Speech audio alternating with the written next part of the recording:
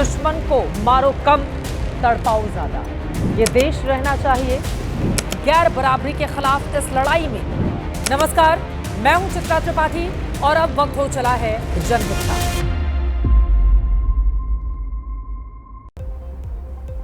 नमस्कार, मैं हूं चित्रा त्रिपाठी और आप देखना शुरू कर चुके हैं जनहित।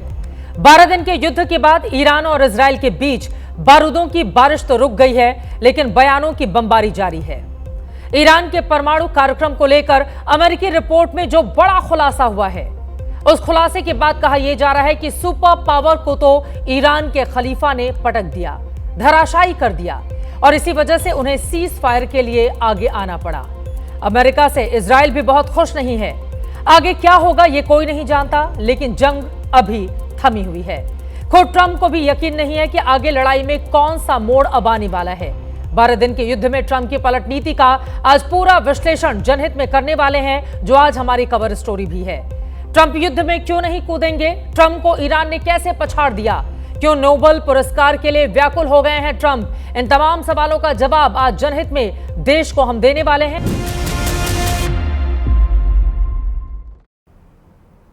ओरिएंट बेल टाइल्स स्टूडियो से आप देख रहे हैं एबीपी न्यूज। खबरें अब विस्तार से दिखाते हैं और अब दुनिया की सबसे बड़ी खबर के पीछे की पूरी स्टोरी आज देश को जनहित में मैं बताने जा रही हूं। इजराइल और ईरान में सीज फायर का ऐलान करवाने के बाद अमेरिका के राष्ट्रपति डोनाल्ड ट्रंप नीदरलैंड में चल रहे नाटो समिट में हिस्सा ले रहे हैं। नीदरलैंड के द हेग शहर में आज से North Atlantic Treaty Organization NATO summit शुरू हुआ है। 76 साल पहले बना नाटो अमेरिका के दम पर दुनिया का सबसे मजबूत सैन्य संगठन है।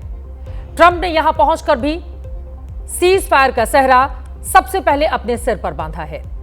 लेकिन दुनिया में पिछले 36 घंटों से चर्चा इस बात को लेकर चल रही है कि ट्रंप ने अचानक सीज फायर का फैसला क्यों करवाया। अब क्यों ट्रंप कह रहे हैं कि युद्ध में हम नहीं कूदेंगे? अक्सर गांवों में इस तरह की कहानी देखने को मिलती है, जब एक दबंग व्यक्ति उकसाकर गांव में 2 गुटों की लड़ाई करवा देता है। एक को कहता है कि हम तुम्हारे पीछे हैं, तुम आगे बढ़ो, डरो मत, और अचानक ही वो सीन से फिर गायब हो जाता है। कुछ ऐसा ही हुआ है ईरान इजराइल के युद्ध में। अमेरिका ने वही किया जो गांव की कहानी में दबंग का किरदार करता है। ट्रंप की डिटेल स्टोरी आपके सामने हम रखेंगे, लेकिन उसके पहले ईरान इराक में युद्ध विराम के बाद आज क्या हुआ है वो जान लीजिए। आज दोनों देशों ने एक दूसरे के खिलाफ कोई सैन्य कार्रवाई नहीं की। ईरान में अब कम्युनिकेशन सिस्टम पटरी पर लौट रहा है। ईरान के मारे गए कमांडर और वैज्ञानिक को शनिवार को अंतिम संस्कार उनका किया जाना है। इजराइल में अंडरग्राउंड फैसिलिटी से मरीजों को बाहर निकालने का काम भी जारी है। लेकिन जो सबसे बड़ी खबर है वो ये कि ईरान के परमाणु कार्यक्रम के नुकसान को लेकर अलग अलग दावे किए जा रहे हैं।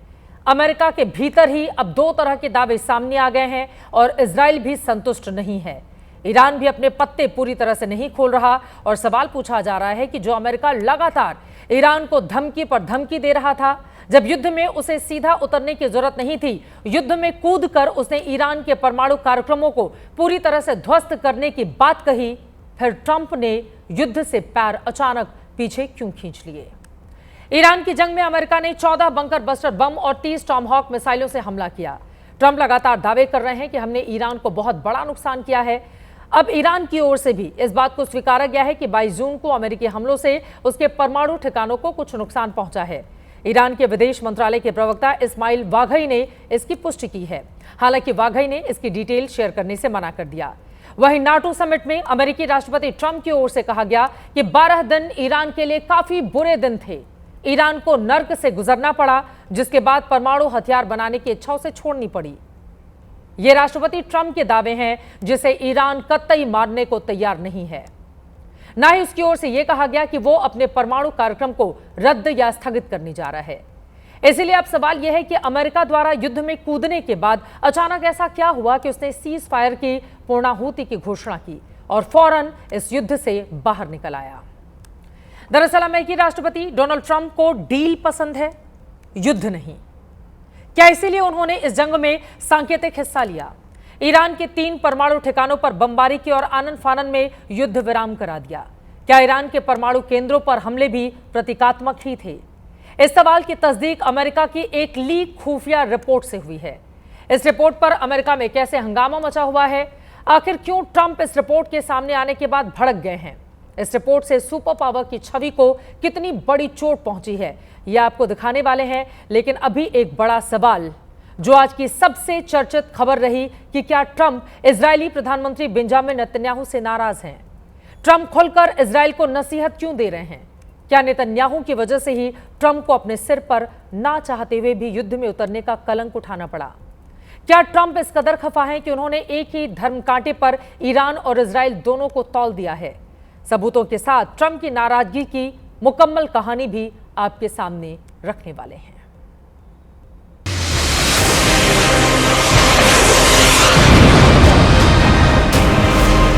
बारह दिन के युद्ध पर विराम। ईरान इजराइल को भारी नुकसान। युद्ध के बाद बर्बादी का मंजर। फोर्डो पर अमेरिका की बमबारी बेकार। ईरान के परमाणु कार्यक्रम की बर्बादी पर ट्रंप का झूठा दावा।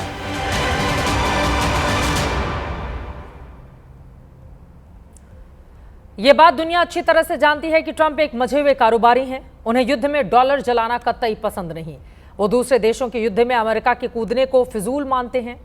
शायद यही वजह है कि उन्होंने बेमन से ईरान के खिलाफ इजराइल की मदद की। लेकिन सबसे बड़ा सवाल यह है कि क्या अमेरिका का बंकर बस्टर बम भी खोखा निकला? क्या जिस शक्तिशाली बम को फोर्डो न्यूक्लियर प्लांट की तबाही का इकलौता हथियार बताया जा रहा था, वो ईरान के परमाणु केंद्रों को बर्बाद करने में पूरी तरह से नाकाम रहा? क्योंकि ऐसे दावे कोई और नहीं बल्कि अमेरिका का मीडिया कर रहा है। वहां के दो बड़े मीडिया हाउस ने एक लीक खुफिया रिपोर्ट का हवाला देकर राष्ट्रपति ट्रंप के दावे को झुठला दिया है। अमेरिकी मीडिया के मुताबिक यह leak report defence intelligence agency यानी कि DIA की है, जो अमेरिका के डिफेंस हेडक्वार्टर पेंटागन की खुफिया एजेंसी है। सूत्र बताते हैं कि ईरानी परमाणु ठिकानों पर हमले के बाद US सेंट्रल कमांड ने नुकसान का आकलन किया, जिसके आधार पेंटागन की डिफेंस इंटेलिजेंस एजेंसी ने रिपोर्ट तैयार की। इस रिपोर्ट के मुताबिक अमेरिका हमले के बाद भी ईरान का संवर्धित यूरेनियम भंडार पूरी तरह से सुरक्षित है, उसको बहुत बड़ा नुकसान नहीं पहुंचा है। खासकर वो सेंट्रीफ्यूज भी महफूज है जिनके जरिए यूरेनियम को संवर्धित किया जाता है। खुफिया रिपोर्ट के मुताबिक अमेरिकी हमलों से पहले ही ईरान ने संवर्धित यूरेनियम भंडार को वहां से निकाल लिया था। इस तरह से DIA के आंकलन के अनुसार ईरान के परमाणु कार्यक्रम को सिर्फ कुछ महीने ही पीछे करने में अमेरिका को कामयाबी मिली है, जबकि ट्रंप बार बार ईरान के परमाणु कार्यक्रम को पूरी तरह से खत्म करने के दावे कर रहे हैं। इस रिपोर्ट के लीक होने के बाद भी वो अपने दावे पर पूरी तरह से कायम है। साथ ही अपने देश के दो बड़े मीडिया हाउस की खबरों को वो फेक न्यूज करार दे रहे हैं। What's your reaction to the intelligence reports saying that the Iranian nuclear sites were only partially devastated, not entirely? Yeah, well, they said it was actually the report said it could have been very. They don't know. I mean, they did a report. I could have Pete talk to it because his department did the report. They really don't know. I think Israel's going to be telling us very soon because Bibi is going to have people involved in that whole situation. We hear it was obliteration. It was a virtual obliteration. When you take a look at the ground above, don't forget the flame is all underground. But everything above, if you look at the before and the after picture, everything above is burned black. The trees, everything. There's one building, but that's a building that sunk substantially into the granite, so that the fire goes right over it. It was, I believe, it was total obliteration. I believe they didn't have a chance to get anything out because we acted fast. If it would have taken 2 weeks, maybe, but it's very hard to remove that kind of material. Very hard and very dangerous for them to remove it. Plus, they knew we were coming, and if they know we're coming, they're not going to be down there.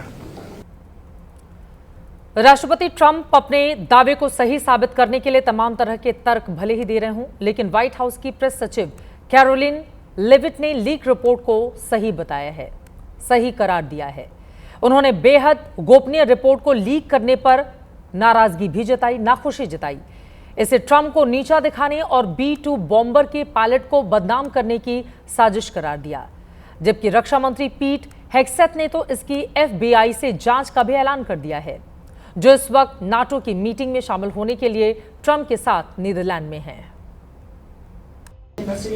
Of course, we're doing a leak investigation with the FBI right now because this information is for internal purposes, battle damage assessments, and CNN and others are trying to spin it to make the president look bad when this was an overwhelming success. अब अगर वाकई Iran के परमाणु ठिकानों को बर्बाद करने में अमेरिकी हमले नाकाम रहे तो ये B-2 बॉम्बर और बंकर बस्टर बम GBU-57 ही नहीं बल्कि अमेरिका की साख को भी बड़ा बट्टा लगने वाला है। अमेरिका ने 22 जून को ईरान के फोर्डो समेत 3 परमाणु ठिकानों पर हमले किए। फोर्डो और नतांज पर 14 बंकर बस्टर बम गिराए। इन हमलों में ईरान के तीनों ही परमाणु केंद्रों को हमेशा के लिए खत्म करने का दावा किया, लेकिन ईरान ने अमेरिका के ऐसे हर दावे को सिरे से खारिज किया। आज भी उसकी ओर से कहा गया कि अमेरिकी हमलों से पहले ही परमाणु ठिकाने खाली हो चुके थे, वहां से संवर्धित यूरेनियम को हटाया जा चुका है। यही वजह है कि हमलों के बाद कोई रेडिएशन नहीं हुआ। इस बात में दम भी है कि अगर वहां पर संवर्धित यूरेनियम रखे होते तो यकीनन बमबारी के बाद रेडिएशन का खतरा रहता, लेकिन ऐसा हुआ नहीं। सैटेलाइट तस्वीरों में भी साफ दिखा कि 19 जून को 16 कार्गो ट्रक फोर्डो परमाणु केंद्र की सुरंग के करीब दिखे, यानी हमलों से पहले ही इन ट्रकों को में यूरेनियम भरकर किसी महफूज ठिकाने तक पहुंचा दिया गया। कुछ इसी तरह नतांज और इस्फहान परमाणु केंद्रों से भी ट्रकों के काफिले निकलने के दावे सामने आए, यानी ईरान के 400 किलोग्राम संवर्धित यूरेनियम के पूरी तरह से सुरक्षित होने की बात झूठी नहीं हो सकती। कहा यह भी जा रहा है कि अमेरिका के हमले में फोर्डो और नतांज के अंडरग्राउंड परमाणु ठिकानों को कोई खास नुकसान नहीं पहुंचा। बमबारी में सिर्फ इन ठिकानों की सुरंगों के दरवाजे ही बंद हुए और यहां तक कि जमीन के ऊपर खड़ी इमारत भी जस की तस कायम है। तभी अमेरिकी उपराष्ट्रपति JD वेंस भी 22 जून के एक इंटरव्यू में यह बताने में नाकाम थे कि ईरान के संवर्धित यूरेनियम भंडार का स्टेटस क्या है। Do you have 100% confidence that Iran's nuclear sites were totally destroyed? Well, Kristen, I'm not going to get into sensitive intelligence about what we've seen on the ground there in Iran, but we've seen a lot, and I feel very confident that we have substantially delayed their development of a nuclear weapon, and that was the goal of this attack. That's why it was a success. And of course, what happens next, again, Kristen, is up to the Iranians. फिलहाल Iran के परमाणु ठिकानों पर America, Israel और Iran तीनों के अलग अलग दावे हैं। ट्रंप के मुताबिक ईरान के नक्शे से उसके 3 परमाणु केंद्रों को पूरी तरह से मिटाया जा चुका है। ईरान का परमाणु कार्यक्रम खत्म हो चुका है, जबकि इजराइल के मुताबिक ईरान का न्यूक्लियर प्रोग्राम 2 साल पीछे हो चुका है। वहीं ईरान का कहना है कि उसके यूरेनियम भंडार सुरक्षित हैं। ऐसे में शांतिपूर्ण परमाणु कार्यक्रम आगे भी जारी रहेगा, यानी कि ईरान न झुकने को तैयार है न रुकने को तैयार है और वो अपने कार्यक्रम आगे जारी रखने का भी दावा कर रहा है। ईरान ने अपने परमाणु कार्यक्रम पर बहुत बड़ा फैसला भी ले लिया है। उस फैसले के बारे में आपको बताएं, उससे पहले देखिए कैसे ईरान पर हमला कर अमेरिका अब अपने दोस्तों के बीच ही घिर चुका है।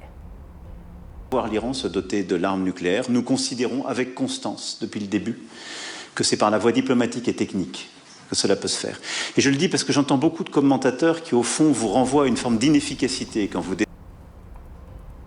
फ्रांस के राष्ट्रपति को आप सुन रहे थे। ये साफ है कि यूरोप के देश ये नहीं चाहते कि ईरान परमाणु बम बनाए, लेकिन फ्रांस जैसे देश को यह भी पसंद नहीं कि ईरान पर अमेरिका बम बरसाए। ईरान अपने परमाणु कार्यक्रम को शांतिपूर्ण बताता है। बड़ी बात यह है कि उसकी एटमी उड़ान को अमेरिका ने ही पंख दिए थे। सबसे पहले अमेरिका ने ही ईरान को परमाणु रिएक्टर गिफ्ट किया। 1960 के दशक में अमेरिका ने ईरान को एक छोटा परमाणु रिएक्टर गिफ्ट किया था। इसका नाम तेहरान रिसर्च रिएक्टर था। हालांकि तब वहां अमेरिका समर्थक हुकूमत थी, लेकिन अब इस मुल्क में अमेरिका विरोधी इस्लामिक सरकार है, जो इजराइल और अमेरिका को रत्ती भर भी पसंद नहीं करती, अपना दुश्मन मानती है। सच ये भी है कि ईरान ने परमाणु अप्रसार संधि पर भी दस्तखत किया है। ऐसे में वो परमाणु बम नहीं बना सकता, लेकिन आरोप है कि ईरान ने संधि के नियमों से उलट 60% तक यूरेनियम संवर्धित कर लिया है। कहा तो यह भी जाता है कि उसके पास 10 परमाणु बम बनाने लायक यूरेनियम हर वक्त तैयार है। अब तक ईरान के परमाणु ठिकाने अंतर्राष्ट्रीय परमाणु ऊर्जा एजेंसी की पहुंच में रहे हैं, लेकिन अब ईरान की संसद ने इंटरनेशनल एटॉमिक एनर्जी एजेंसी के खिलाफ बड़ा फैसला ले लिया है। दरअसल ईरान की संसद ने एक बिल पास कर IAEA से सहयोग स्थगित करने का निर्णय लिया है। इस बिल का मकसद IAEA के लोगों को ईरान के परमाणु ठिकानों तक पहुंच पर अंकुश लगाना है। ईरान का यह फैसला इजराइल और अमेरिका के हालिया हमलों का सीधा जवाब माना जा रहा है। जाहिर है इससे ईरान और पश्चिमी देशों के रिश्ते और बिगड़ेंगे। इससे 12 दिन के युद्ध के बाद शांत हुए पश्चिम एशिया में एक बार फिर अशांति का दौर लौट सकता है। और कौन जानता है कि इस युद्ध के बाद आक्रोशित ईरान परमाणु परीक्षण कर खुद को दुनिया की 10वीं एटमी ताकत घोषित कर दे। यानी ईरान का परमाणु कार्यक्रम खत्म हुआ ही नहीं, ट्रंप के माथे पर युद्ध का कलंक अलग से लग चुका है। क्योंकि ट्रंप हमेशा से कहते आए कि अगर वो राष्ट्रपति होते तो रूस यूक्रेन में युद्ध नहीं होता, लेकिन इजरायल ने जंग छेड़ दी तो ट्रंप को मजबूरन इसमें कूदना पड़ा। हालांकि जल्द ही युद्ध विराम का ऐलान कर वो पीछे भी हट गए, लेकिन इस बीच उन्हें अपने 7B2 बॉम्बर और 14 पायलट दांव पर लगानी पड़ी। 14 बंकर बस्टर बम फोड़कर करीब 2 लाख किलोग्राम बारूद फूंकने पड़े। इसमें अमेरिका के $280 मिलियन बर्बाद हो गए। अमेरिका ने ईरान पर 30 टॉमहॉक मिसाइलें भी दागी। इसमें अमेरिका को $39 मिलियन गंवानी पड़ी, जो ट्रंप की युद्ध विरोधी खर्च कटौती और मेक अमेरिका ग्रेट अगेन नीति के बिल्कुल ही उलट है। क्या यही वजह है कि युद्ध विराम के बाद भी वो इजराइल से बेहद खफा हैं, जिसका इशारा पहले सोशल मीडिया पोस्ट में इजराइल और ईरान को एक तराजू पर तौलकर किया, फिर युद्ध विराम तोड़ने के लिए ईरान से ज्यादा इजराइल को फटकार लगाने लगे। I'm not happy with Israel. You know, when I say, okay, now you have 12 hours, you don't go out in the first hour and just drop everything you have on them. So I'm not happy with them. I'm not happy with Iran either. But I'm really unhappy if Israel's going out this morning because of one rocket that didn't land, that was shot, perhaps by mistake, that didn't land. I'm not happy about that. Israel से Trump की नाराजगी का आलम यह है कि उन्होंने Netherlands पहुंचने पर भी इसे जाहिर किया। उन्होंने नाटो महासचिव से बातचीत में ईरान के साथ साथ इजराइल को भी स्कूली बच्चा करार दिया।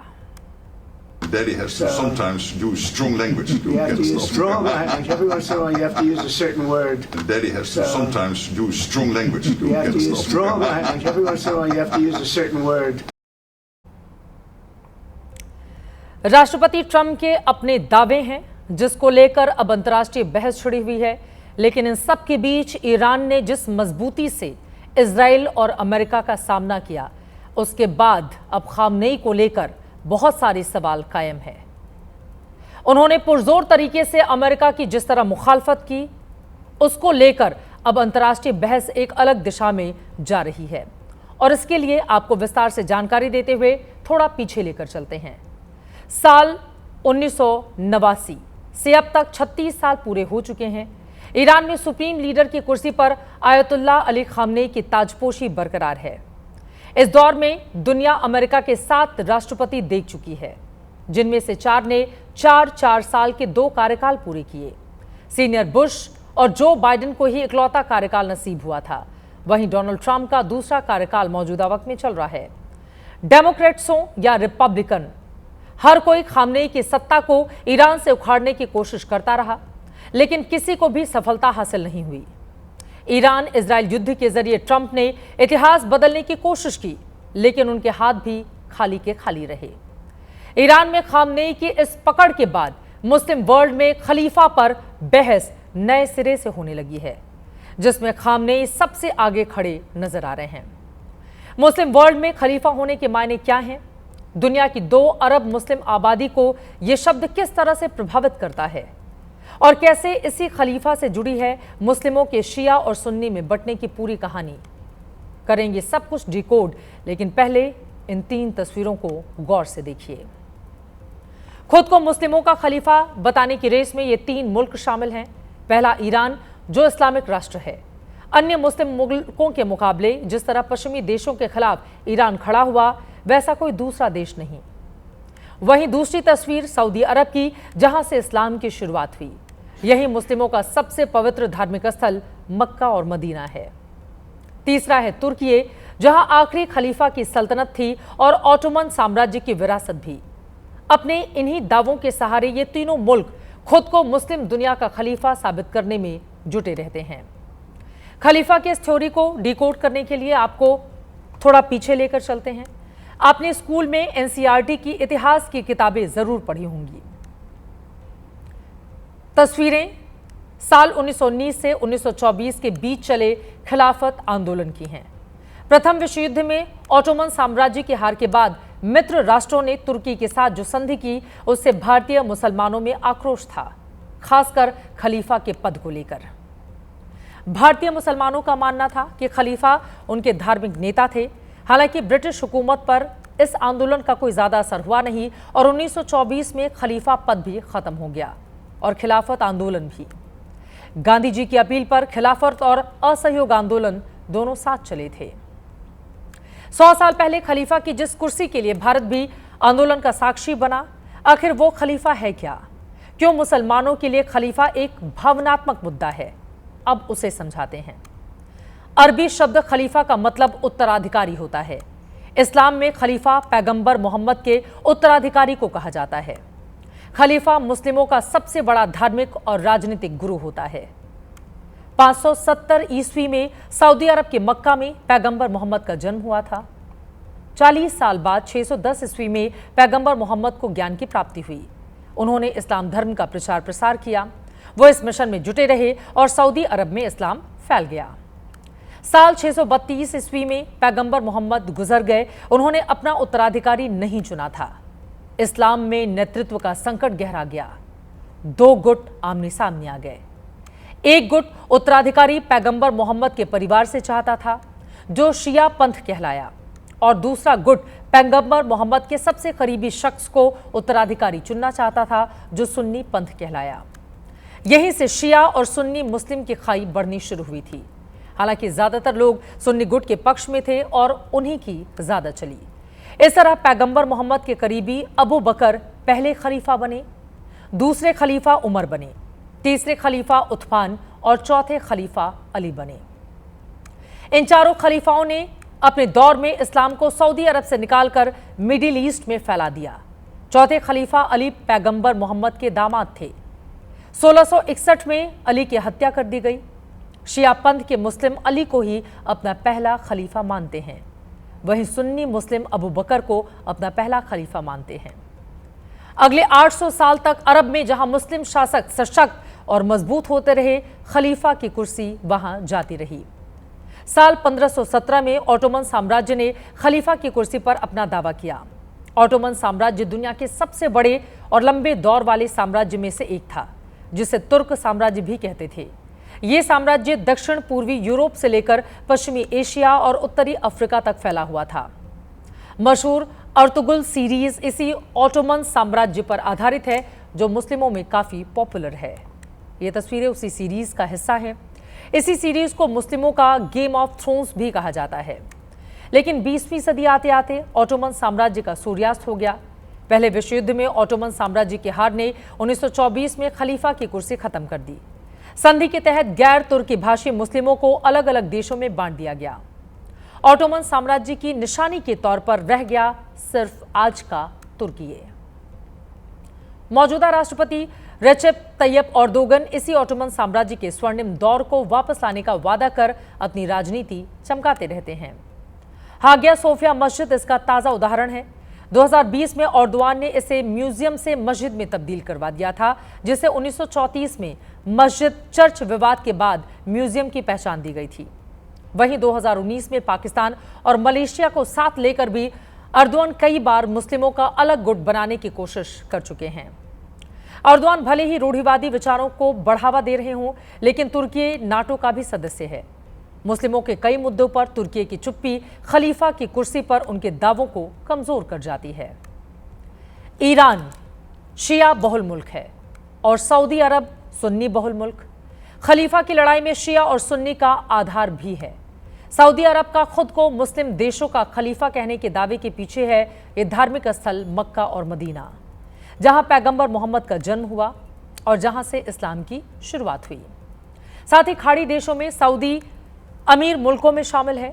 सुपर पावर अमेरिका से लेकर पश्चिमी देशों से उसके मजबूत रिश्ते हैं, लेकिन यही सऊदी का नेगेटिव पॉइंट भी है। ईरान बताने की कोशिश करता है कि सऊदी पश्चिमी देशों का पिछलग्गू है। ऐसे में जो खुद किसी की गोद में बैठा हो, वो कैसे मुस्लिमों का नेता हो सकता है। वहीं दूसरी तरफ 4.5 दशकों से प्रतिबंधों के बावजूद ईरान अमेरिका के खिलाफ मजबूती से खड़ा है। मुस्लिमों के भावनात्मक फिलिस्तीन के मुद्दे को जोर शोर से उठाता रहा है। शिया बहुल ईरान पश्चिम विरोधी सुन्नियों की मदद कर रहा है। फिलिस्तीन सुन्नी बहुल आबादी वाला इलाका है। ईरान पर हमास जैसे सुन्नी संगठनों की मदद के भी आरोप हैं। फिलिस्तीन मुद्दे के जरिए ईरान ने सुन्नी मुसलमानों को भी काफी हद तक प्रभावित किया है। फिलिस्तीन के लिए लड़ते दिखकर और इजराइल का मुकाबला करते हुए ईरान ने मुस्लिम वर्ल्ड की आधी लड़ाई जीत ली है। अमेरिका के सामने जिस तरह खामनेई ने सरेंडर से इनकार किया, उसने भी ईरान को मिडिल ईस्ट में बाकी मुस्लिम देशों के मुकाबले काफी आगे लाकर खड़ा कर दिया है। तो सवाल है कि क्या खामनेई ने खलीफा की कुर्सी की ओर अपने कदम आगे बढ़ा दिए हैं? कई ऐसे सवाल हैं जिसके जवाब के लिए हमें इंतजार करना होगा। वैसे ईरान ने जिस मजबूती से ये लड़ाई लड़ी है, उसके बाद मुस्लिम देशों में उसकी इज्जत और ज्यादा बढ़ चुकी है। और अब आगे बढ़ते हुए बात खामनेई के बाद राष्ट्रपति ट्रंप की, जिनकी सबसे ज्यादा चर्चा हो रही है, लेकिन एक खास वजह से। ऐसा लगता है कि अमेरिका के राष्ट्रपति डोनाल्ड ट्रंप सोते जागते उठते बैठते बस एक ही नाम जपते रहते हैं, नोबेल शांति पुरस्कार। वो किसी भी हाल में शांति का पुरस्कार पाना चाहते हैं, इसीलिए पूरी दुनिया में उनकी इस चाहत का मजाक सोशल मीडिया पर बनता जा रहा है। सोशल मीडिया में ये वीडियो सबसे ज्यादा वायरल हो रहा है, जो हम आपको दिखाने वाले हैं।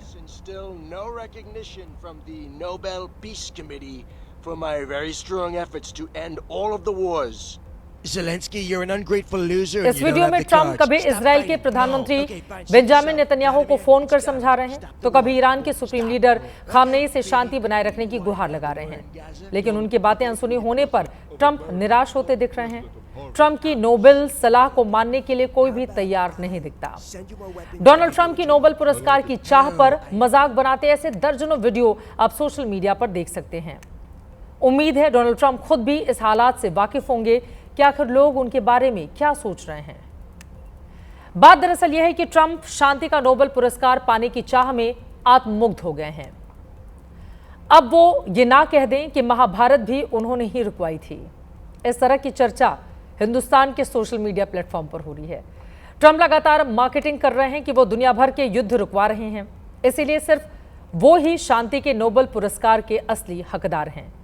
वो भी एक बार नहीं, 4-5 बार।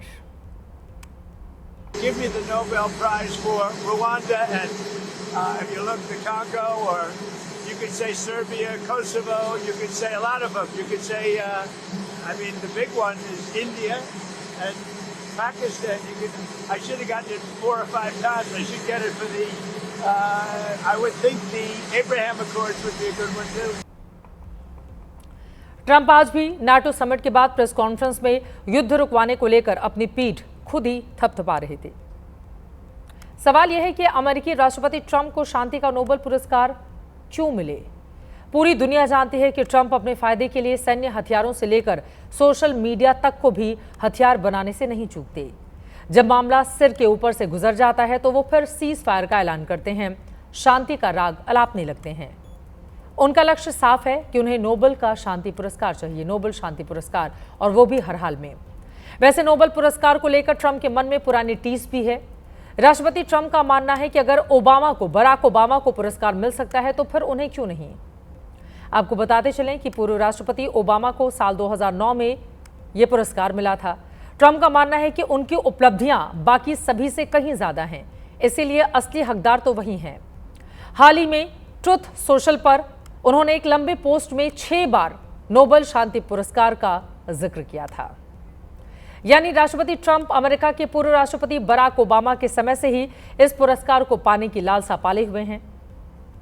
ट्रंप भले कुछ भी चाहें, आपको अमेरिकी राष्ट्रपति के इन बयानों को ध्यान से सुनना चाहिए, समझना चाहिए कि क्या वाकई वो इसके सही हकदार हैं।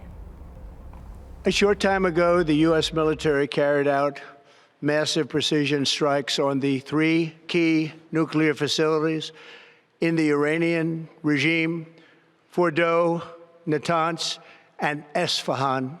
Tonight, I can report to the world that the strikes were a spectacular military success Iran's key nuclear enrichment facilities have been completely and totally obliterated. There's no military in the world that could have done what we did tonight, not even close. There has never been a military that could do what took place just a little while ago. तो राष्ट्रपति Trump की ओर से पहले खुद ही हमला किया जाता है, बाद में युद्ध विराम का ऐलान किया जाता है और उसके बाद अलग अलग सोशल मीडिया के जरिए वो अपने आप को नोबेल शांति पुरस्कार के दावेदार बताते हैं। जनहित में आगे बढ़ते हुए आपको बताते चले कि शांति के नोबेल पुरस्कार के आखिर मायने क्या हैं, जिसको लेकर इतने लालायित अमेरिका के ताकतवर राष्ट्रपति ट्रंप हैं। ये दुनिया का सबसे बड़ा और प्रतिष्ठित पुरस्कार है। ये पुरस्कार 125 वर्षों से स्वीडिश वैज्ञानिक अल्फ्रेड नोबेल की याद में दिया जा रहा है। हर विजेता को इस पुरस्कार के तहत स्वर्ण पदक, एक डिप्लोमा और नकद पुरस्कार दिया जाता है। 2024 का नोबेल शांति पुरस्कार निहोन हिंडांक्यो नाम के संगठन को परमाणु हथियारों से मुक्त दुनिया के लिए संघर्ष करने को लेकर दिया गया और अब 2025 का शांति पुरस्कार कुछ ही महीनों में दिया जाना है। वैसे ट्रंप ने अपने दावे को मजबूती से रखने के लिए पाकिस्तान जैसे आतंकी देश से भी पैरवी करवा ली है। ट्रंप ने यह पैरवी ऐसे समय में करवाई जब ईरान के 3 परमाणु प्रमुख केंद्रों पर अमेरिकी हमले किए गए और इजराइल ईरान युद्ध और भड़क गया था। अब एक एक करके ट्रंप के उन दावों की हकीकत भी आपके सामने रखती हूं, जिसमें वो दुनिया भर के देशों के बीच शांति स्थापित करने का दावा कर रहे हैं, लेकिन हकीकत इससे पूरी तरह जुदा है। अमेरिकी राष्ट्रपति ट्रंप ने दावा किया था कि उन्होंने ही भारत पाकिस्तान के बीच मई के महीने में हुए संघर्ष को शांति में बदला था, लेकिन भारत ने राष्ट्रपति ट्रंप के इन दावों को पूरी तरह से खारिज किया, उनके बयान को पूरी तरह से गलत बताया। ट्रंप ने राष्ट्रपति पद पर काबिज होने के कुछ दिन के बाद ही रूस यूक्रेन युद्ध को भी रुकवाने का वादा किया था, लेकिन सच्चाई पूरी दुनिया के सामने है क्योंकि जंग अभी भी जारी है। राष्ट्रपति ट्रंप ने कांगो रवांडा के बीच भी शांति समझौता कराने का दावा किया, लेकिन आपको यह जानना चाहिए कि ट्रंप ने अकेले नहीं बल्कि कतर और अंगोला ने भी इस समझौते के लिए अपनी महत्वपूर्ण भूमिका निभाई। सर्बिया कोसोवो के बीच भी शांति कराने को लेकर ट्रंप अपनी पीठ थपथपाते रहे हैं, पर हकीकत में सर्बिया ने कोसोवो की स्वतंत्रता को मान्यता देने से ही इनकार कर दिया। तनाव वहां पर अभी भी है। मिस्र इथियोपिया के बीच टकराव रोकने के लिए भी ट्रंप खुद को शाबाशी देते नहीं थकते, लेकिन सच्चाई यह है कि ऐसा कुछ भी नहीं हुआ। इथियोपिया ने अमेरिका पर मिस्र के प्रति पक्षपात करने का आरोप भी लगाया। पिछले करीब 2 वर्षों से गाजा में इजरायल और हमास के बीच जंग छिड़ी हुई है। ट्रंप ने यह युद्ध रुकवा तो नहीं पाए, ना ही इसके लिए कोई पहल करते दिखे। इजरायल ईरान के बीच भी सीज फायर पर उनका ढिंढोरा पीटना ज्यादा किसी को हजम नहीं हो पा रहा। वैसे आपको यह भी साफ करते चले कि ऐसा संभव ही है कि अमेरिका के राष्ट्रपति डोनाल्ड ट्रंप को नोबेल शांति पुरस्कार मिल भी जाए, क्योंकि ऐसा होने के बाद दुनिया में जहां कहीं भी जंग हो रही है वहां शांति स्थापित हो सकती है। पुरस्कार देने वाली संस्था शायद इसी बहाने उन्हें पुरस्कार देने पर विचार कर ले, लेकिन ट्रंप खुद जानते हैं कि उन्हें नोबेल पुरस्कार मिलना आसान नहीं है। They won't give me a Nobel Peace Prize because they only give it to liberals. They won't give me a Nobel Peace Prize because they only give it to liberals. चलिए, ये तो बात हो गई अमेरिकी राष्ट्रपति ट्रंप की। उनके तमाम दावे हैं, तमाम वायदे हैं, लेकिन रह रहकर उनके वादों की, दावों की पोल भी खुलती जा रही है। इन सब के बीच उनका ये सपना कितना साकार हो पाएगा, इस पर हमारी नजर बनी रहेगी। आगे बढ़ते हुए अगली एक बड़ी और दिलचस्प खबर आप तक पहुंचाते हैं। एक मच्छर युद्ध के नतीजों को बदलने का दम रखता है। यह कोई फिल्मी डायलॉग नहीं, बल्कि तकनीकी के इस दौर की सच्चाई है। यह कारनामा किसी और ने नहीं बल्कि चीन ने किया है। वॉर जोन के लिए चीन ने ऐसा मच्छर ड्रोन तैयार किया है जो दुश्मनों को ऑल आउट कर देगा, पूरे युद्ध के नियम को बदल देगा। जासूसी का खतरा दुनिया में कहीं ज्यादा बढ़ जाएगा।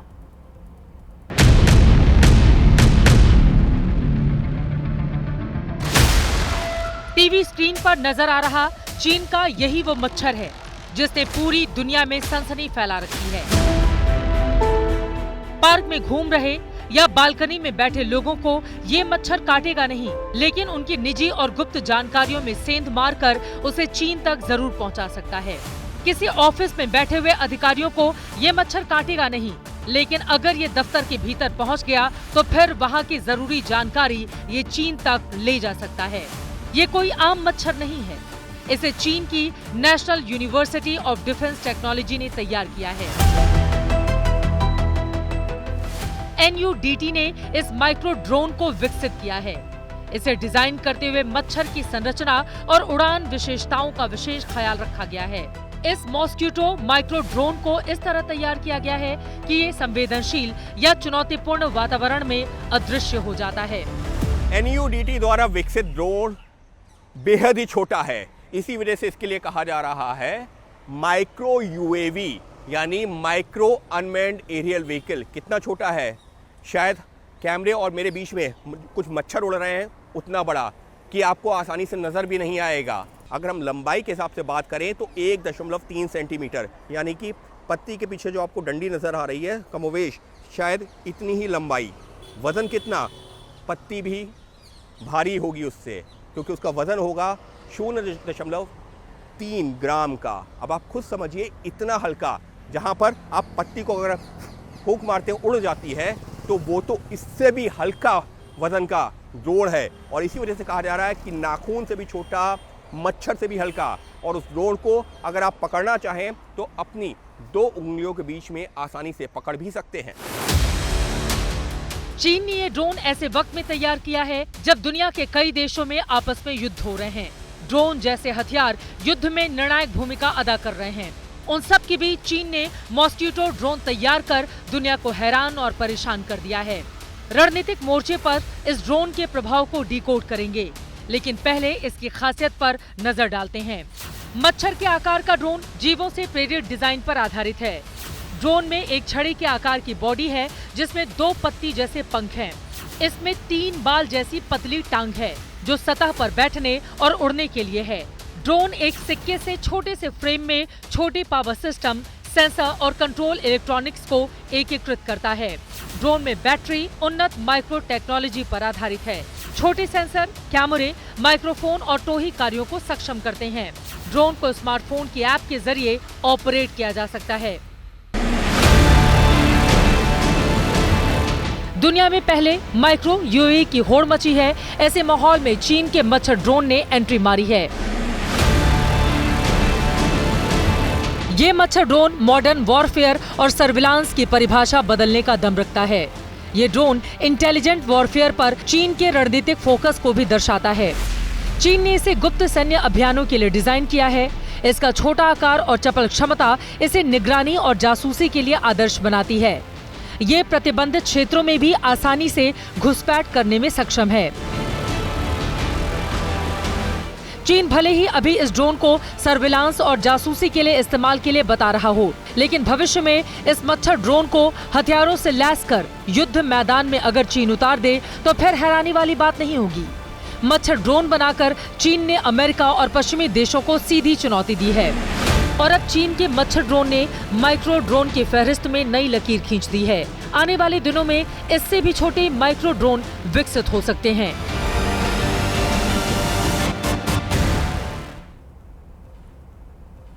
और अब आज का जनहित मंत्र। अगर समझाने से लोग समझ जाते तो बांसुरी बजाने वाला महाभारत नहीं होने देता। जब बुराई अच्छाई को मानने से इनकार करने लगे तो अच्छाई की जीत के लिए धर्म युद्ध लड़ना जरूरी हो जाता है। इसी के साथ जनहित में आज के लिए बस इतना ही।